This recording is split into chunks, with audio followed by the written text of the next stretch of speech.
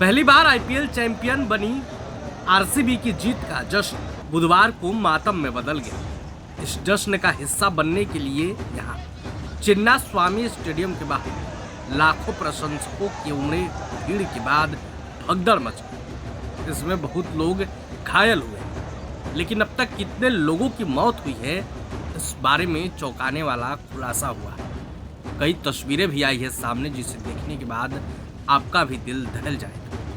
उधर कर्नाटक के सीएम ने घायल और पीड़ित परिवारों के लोगों को मुआवजा देने की बात कही।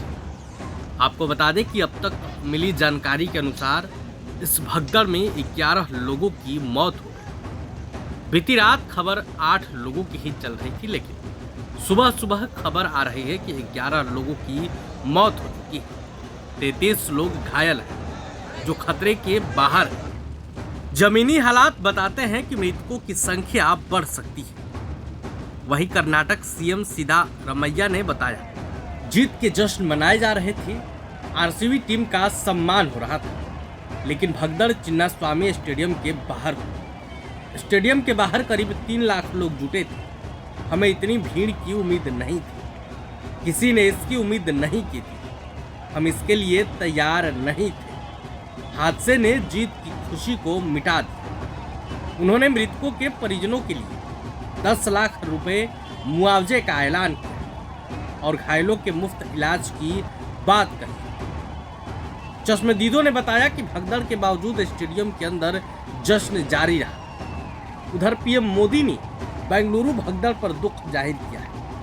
उन्होंने कहा कि हादसे में मारे गए लोगों के परिजनों के साथ मेरी संवेदनाएं हैं।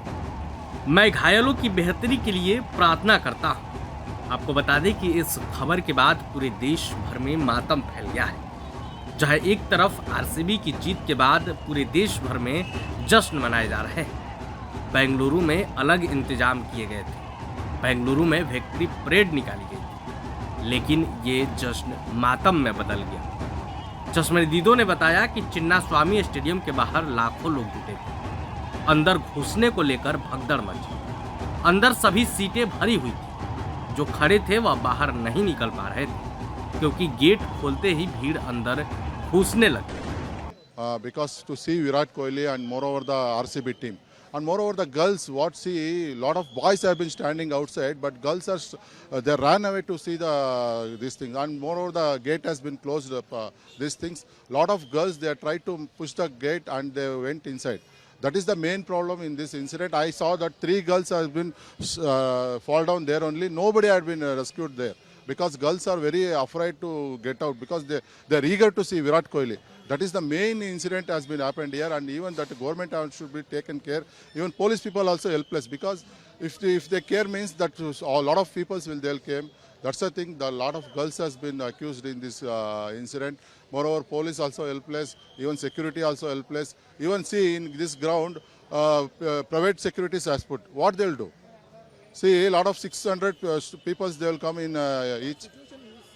See, that's the thing. We see a lot of 700 to 600 people at a time to see, because the gate has been closed. Because ticket has been issued, but the gate has been closed. That is the main problem in this incident. I've been very because yesterday we have been very happy by seeing this. RCB has won in a great way, but that girls has been fall down now because we cannot help us. Because if I take that girls means suddenly the boys will come. That is the main incident that has happened in Chinnaswamy Stadium. This shameless to because the government has to take care. Because they had been put a road show means it has been not happened, but road show is not happened. But the thing, these things have been. वहीं अब इस मामले को लेकर राजनीति भी तेज हो गई है। कर्नाटक में विपक्षी दल बीजेपी ने कहा कि यह घटना सरकार की वजह से हुई। उन्हें इस बात का अंदाजा ही नहीं था कि कितने लोग आएंगे, क्या सावधानियां बरतनी होंगी। यह सुरक्षा में चूक है, न्यायिक जांच। हालांकि अब देखना होगा कि इस मामले को लेकर क्या कुछ होता है। लेकिन अब तक 11 लोगों की मौत के बाद देश भर में मातम का माहौल है।